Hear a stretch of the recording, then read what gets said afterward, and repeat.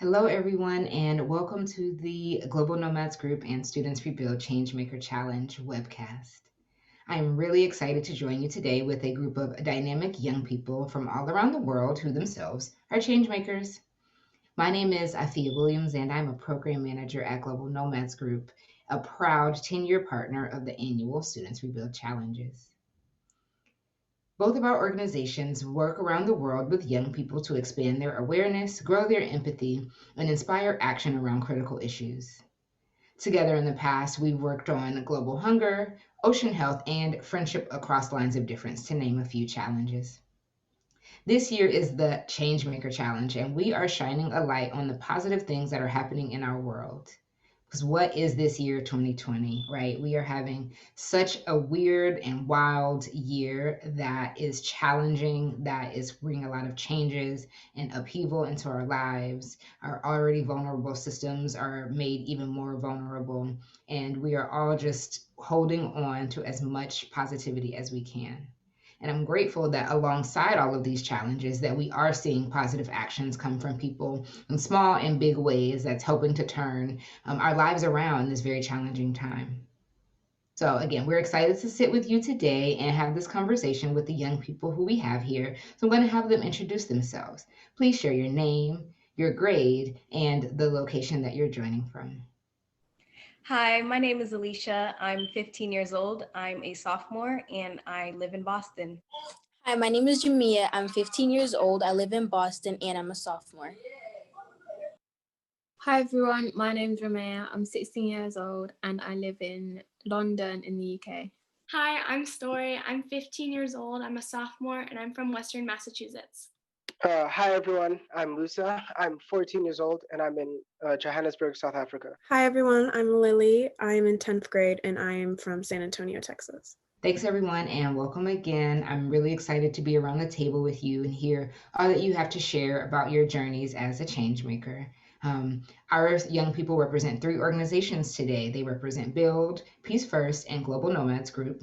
All three organizations work to support young people in their endeavors to be change makers, whether they are entrepreneurs or growing their knowledge about these critical issues. So today we've grounded our understanding of a change maker in the definition put forward by Ashoka. And Ashoka is an organization that supports the world's leading entrepreneurs. Ashoka defines a change maker as someone, youth or adult, who is taking creative action to solve a social problem. And today we've got 6 young people who are doing just that, taking creative action to solve a social problem. So why don't we start by talking about what it means to be a change maker? How do you all define change maker in your lives? To be a change maker, you just have to look at the world and see its problems and have a real passion to try and solve them and make a change for the better. And I think an important trait in a change maker is perseverance, because making change is not always easy. So I think it's important that you like, you know, have the courage to stand up whether you're alone or not, and try and gather other people into making this change with you. I think that another trait a change maker needs to be is open-minded, because you need to be able to educate yourself. Even if you think you know a lot about one issue, you might need to learn from other people who may have more insight and stuff to be able to really help that issue. Maker is someone who actively seeks out change, whether it be in their household, in their community, or globally. And I feel like making change doesn't always have to be like the big things. It can be as simple as educating people with a tweet, or hosting a rally or a fundraiser for a cause. And that's what I feel a change maker is. Being a change maker is someone who's empathetic enough to look at the world and see the issues, but passionate enough to not stop until that issue is resolved. Okay, so now we've laid our groundwork a bit. We know what it means to be a change maker, And I've got all of you on screen, right? Because you fit some of these or all of these descriptors, which is great. So why don't we hear about what you're up to? Let's talk about some of the projects. We'll start really high level. So you could just tell us like what you're working on right now. What's the project that brought you to the table today? Even if you got other things going on. And yeah, so we'll start with there. Why don't we hear first from Build, and then we'll hear from Peace first, and then we'll end our project layout from Global Nomads Group Youth. Okay, so Build, you're up. So me and Jamia, we work with Build, and our project that brought us to this table, we're working on the Design and Build Challenge, where they give you like 5 clients, and from you pick one, and then you like analyze their life and how the pandemic has affected them in both positive and negative ways. And from there, we pinpointed multiple problems, and you just brainstorm ideas, and then based off of those ideas, we would try and come up with a product that could better that person's life. But we want to do it in a way where it's not only for that person specifically, but it can also help people around the world. What we decided to make was an app called Multi Builder. It's an app that works on anxiety and your physical strength. We've all been going through a lot, so this app is really helpful for anybody who needs to work out, fix their mental health. Our client is Yasmin, and she's a freshman in college, but due to the pandemic, she had to move back home with her parents. And so Build, they want to incorporate entrepreneurship in youth. So they use this 5-step process to help us, pinpoint problems and solve it. So the first step is empathize, and you have to like understand and relate to the person. You like put your feet in their shoes so that you can really, you know, find a perfect way to come up with a solution for their problems.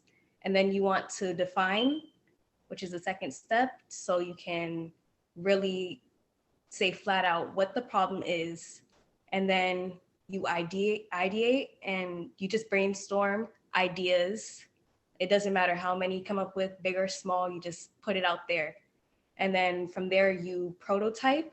So you take those ideas, and you can do a few of them or, one. And for me and Jamia, what we did is we took multiple ideas, because we found out that her mental health wasn't so good, and she was also prevented from being able to build up her physical health due to the pandemic. So we took both of those, and we wanted to incorporate that in our product. So that's what we did, and we created the prototype multi-builder. Okay, so we have empathize, define, ideate, and prototype. And what's step number 5? Step number 5 is test. Test. Ooh. Why don't we take a quick look at this multi-builder solution that Alicia and Jamia built?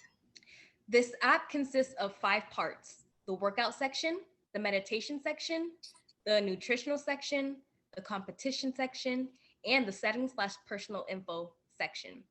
When you first open the app, you get a greeting. Then it goes to the home page, which will show your statistics for your workout by calories burned each day. For meditation, it will be the number of minutes per session each day. And at the bottom, it will list 3 recommended nutritional meals for the day and the calories per serving. Then the drop-down menu consists of 5 options, which is to pick your workout, pick your meditation, find nutritional meals for you, compete with friends, and your settings and personal information. Our target market are individuals who are seeking a healthy lifestyle during the pandemic, both physically and mentally. Whether it's a lifestyle choice that has been altered by the pandemic and now this outlet can allow them to continue it, or people who want to use this time as a new beginning. So Jamia, I wanted to ask, what exactly went into like the design for your app? Like, what inspired you to go with how it looks right now, if that makes sense?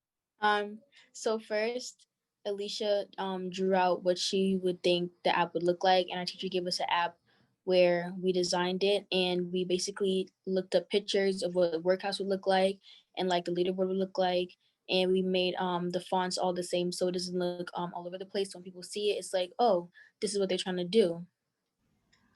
Okay, so our next projects are coming from Peace First. Story, would you like to kick us off?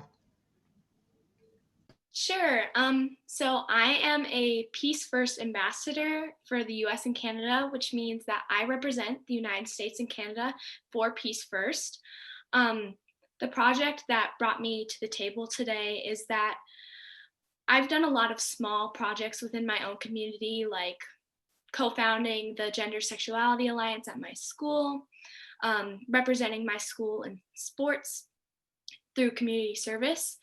Um, but currently, I'm working on a project to kind of create a safe space for both white folk and people of color to ask questions and collaborate to kind of diminish racism within my country and community. Hi, I'm the founder of a youth organisation called A Product of My Environment, which is an organisation dedicated to the empowerment of young Black people in my city. And yeah, we're just trying to show young Black people that they can achieve regardless of their skin colour, and that any barriers set up, they can break them down. What we've been doing to create this virtual safe environment is being really, really active on Instagram and other social medias, just to like show people some motivational quotes, educate them on Black history, because in the UK we don't really get taught Black history a lot. We've also got a YouTube channel which we just give mental health tips,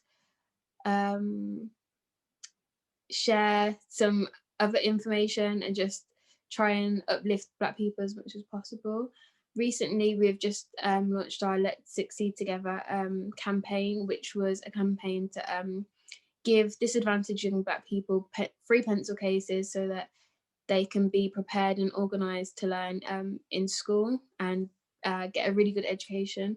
So yeah, that's what A Product of My Environment does. And how old is a product of my environment? How long have you been working on this? We launched 6 months ago on May 30th.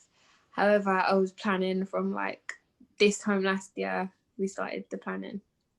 What a great project, Ramea. I'm sure it's been a labor of love. And I know that Peace First was really influential in supporting you getting the project off the ground. So let's take a quick look and see what the last 6 months have looked like for Ramea and a product of my environment. This is A Product of My Environment's Instagram page. We use the page to connect with young Black people. We use quotes to inspire and motivate. We also like to use our feed to educate about Black history because we think that's important.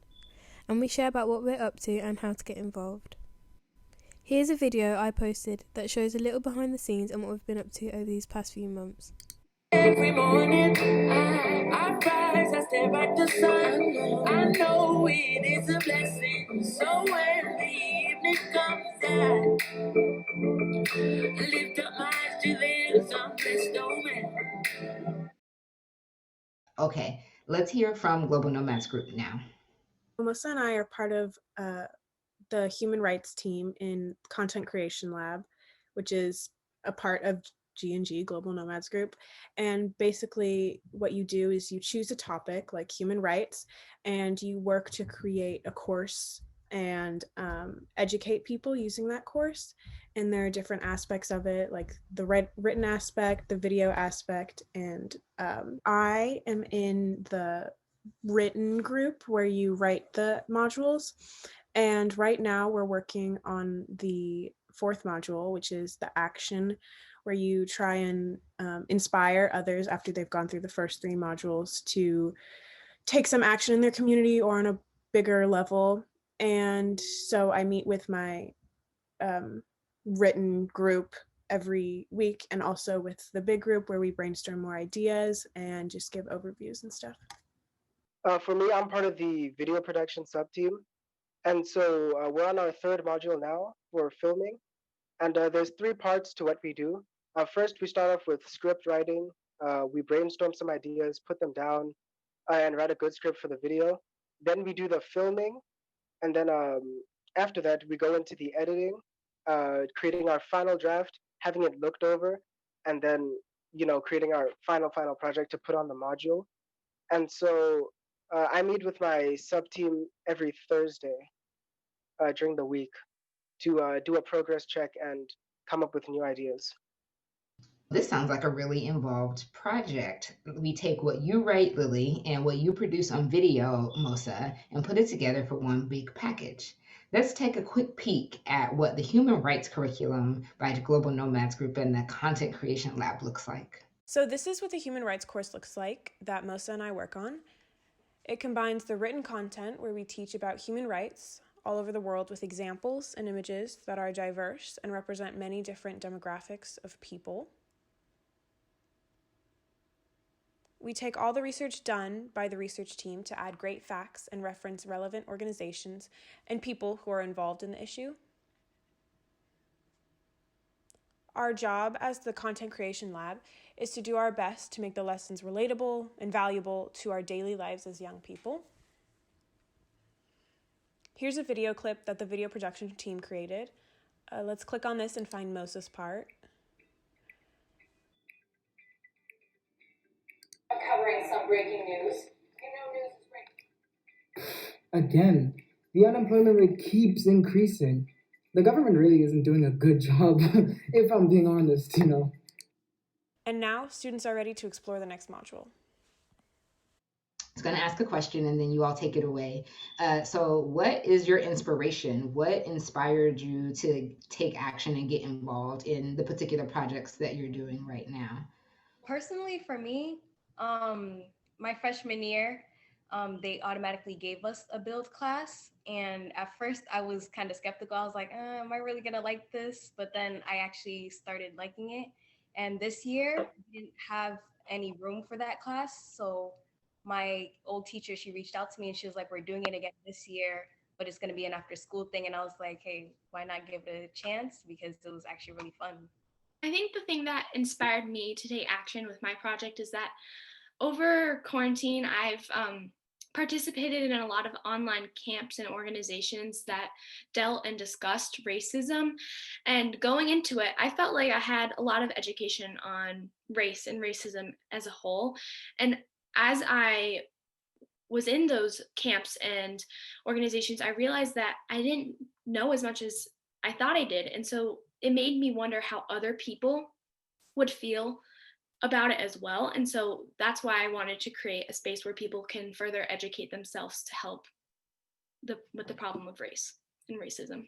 I'm a really big believer of people are parts of their environments. And when I looked around my community, I noticed that a lot of young Black people lived in really, really poor areas. And if all you see in these poor areas is loads of crime, that's what they're going to go into in the future. And I created my organization to create like a virtual environment to help young Black people flourish and succeed. What inspired me is actually my principal came up to me and a couple of my other friends and told us that she had signed us up for this GNG thing.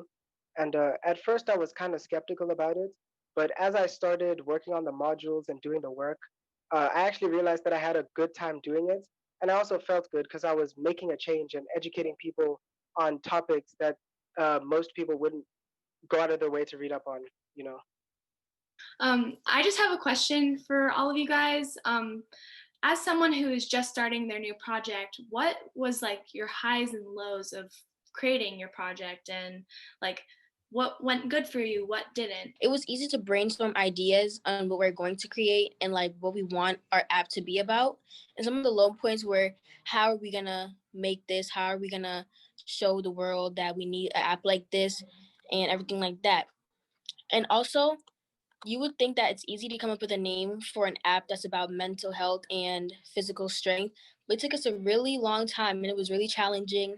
But we had mentors who helped us every day, but every other day, and like they basically gave us some strong points, and then we came up with a name. I really agree with that. My mentors, they've really helped me grow a part of my environment as well, because sometimes, especially in the nonprofit world, you're a bit confused of where to start. And yeah, so mentors helped me as well.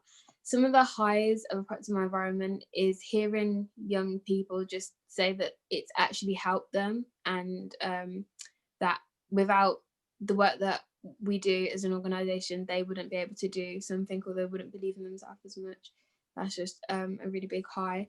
Some of the lows, however, are that you will notice some people, the engagement isn't always there, and you want people to like every single post, and they might not, but you can't let it get to you. You really have to persevere and just follow your heart and never stop until you see real change. It's really great advice, because I know for me, as starting my project, that it's intimidating because I want everyone to try and interact with it, but I know not everyone is going to do that. And so it's definitely a good reassurance to see someone who has been successful in doing so have that same like outcome, even though they had the same like initial fear. Wow, here in the UK, there was also loads of protests.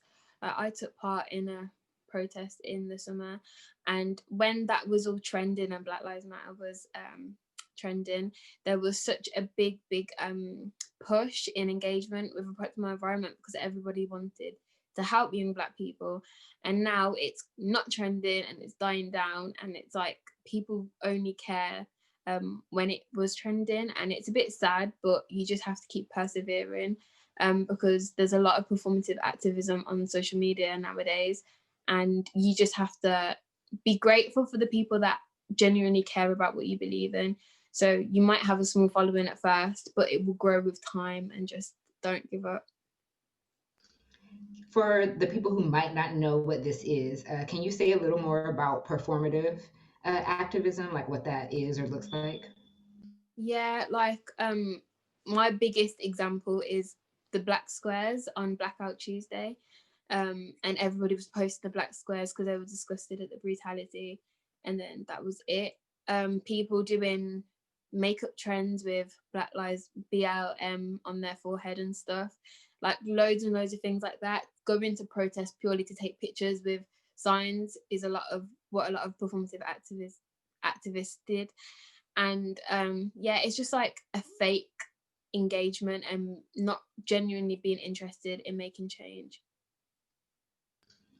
Yeah, that genuine interest. I think we could add that to the list of changemaker traits, right? Like authenticity, like actually wanting to see the change, not just be seen creating the change.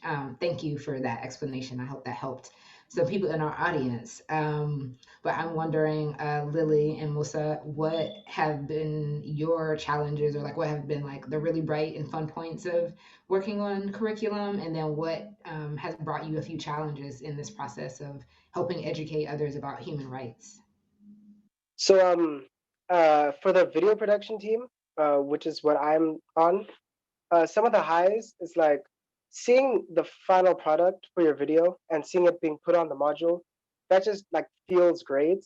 And the fact that you know that someone's gonna watch this and like genuinely learn something from it, and see something, be inspired or anything, that also like feels amazing. But some of the low points, well, most of the low points come with the actual like filming and getting to creating the video.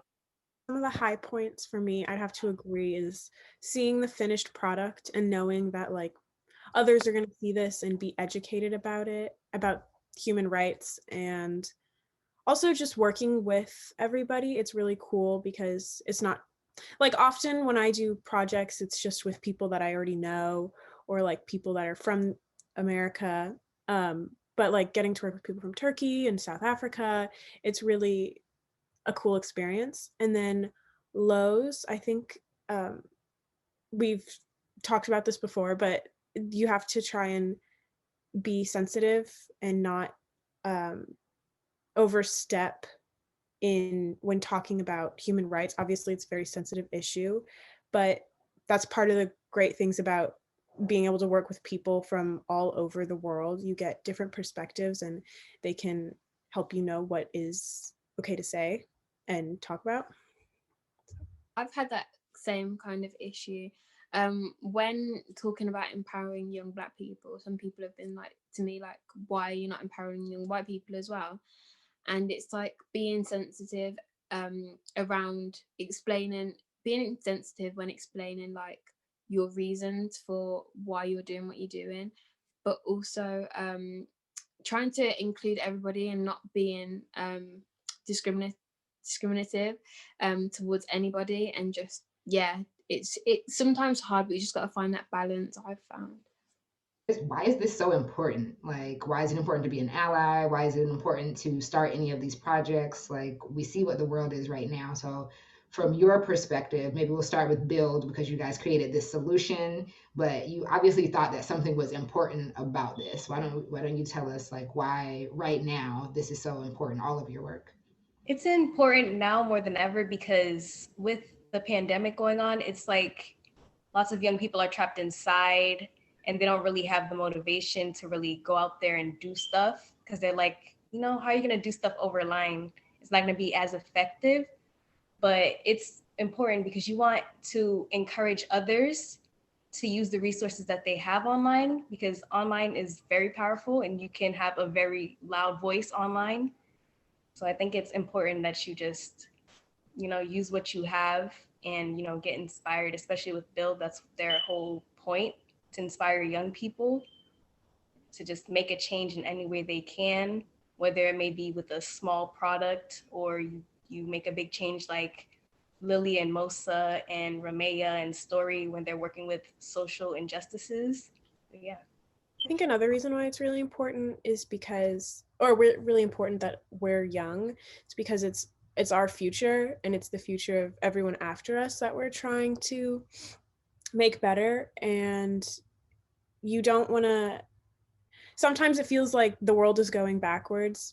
And so, like backwards in time, I mean. And so you want to just really make sure you keep pushing forward for yourself and everyone else. I also think that it's really inspiring to others, because when you see other young people doing the stuff that we're doing, that could inspire people to make a change for themselves, right?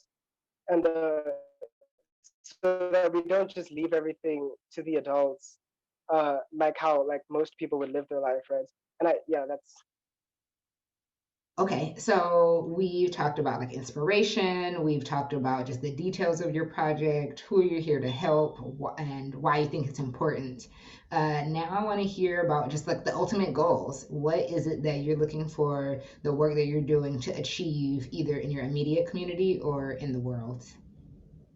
I think my ultimate goal for my project is to just diminish racism throughout my community, my school, and even though that's little, I'm hoping that it can have a domino effect onto larger things like my country and the world. like for me, like what I think the ultimate goal for us is just to educate, right? Because even if only, let's say, like 100 people go through the module, right, and do all the courses, um then that's where like the power of social media really comes in, because then those 100 people tell their followers or friends, and those people tell their followers or friends, and then it just spreads, right? It's like a domino effect, like going back to what Story said. And yeah, that's like the ultimate goal for us, is to like inform and then educate, and then that creates change. Okay, so the ultimate goal for Poets My Environment is to create a safe space in a virtual environment for young Black people to flourish in and to succeed. And yeah, I feel like through that we will, as everyone else said, have a domino effect on racism. And I feel like if people believe in themselves, we will start to knock down the barriers and break the stereotypes and hopefully racism in the future. We have you here, right, as change makers, and you're inspiring me and our audience. But now I want to know who inspires you. Who is one change maker in your life, whether you know them or not, that you look up to, and tell us really quickly why. A change maker that inspires me is Bryan Stevenson. He is a Supreme Court winning lawyer and is a social justice activist who has made so much change, so much positive change with racism and poverty, and how those two issues intertwine with criminal law. And he inspires me because I one day hope to be a social justice lawyer, and seeing that someone could do that much change just wants me to do it too. I have to say Kamala Harris, because like Story, I'm also very interested in law, and like seeing her go out there and not only become the first female vice president, but like also her going into law, and that gave me that push to say, okay, Alicia, this is what you really want to do. You know it, so let's do it. A change maker that I look up to is also Kamala Harris, because no one would believe that a woman would become vice president, and especially a woman of color at that. So I just really look up to her, and everything that she says is so powerful, and I have a lot of belief in her. One person that I look up to is Greta Thunberg, because it's inspirational how young she is. And I think it's like seeing her accomplish all that she has and just starting very small, like we talked about, and be able to make so much change is just really inspirational.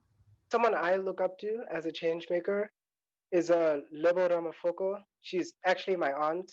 Up until last year, she was the executive officer at an organization called Soul City, and basically they focus on social justice and are also an intersectional feminist group working towards better rights for young women and girls. And so I really look up to her a lot because she started off with nothing, right?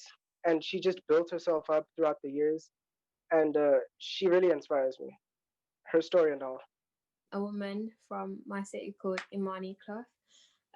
She ran a workshop that I was a part of called I Am Phenomenal 365, and she was the first person who really showed me that no matter how small your action is, that you can really have an impact on the world.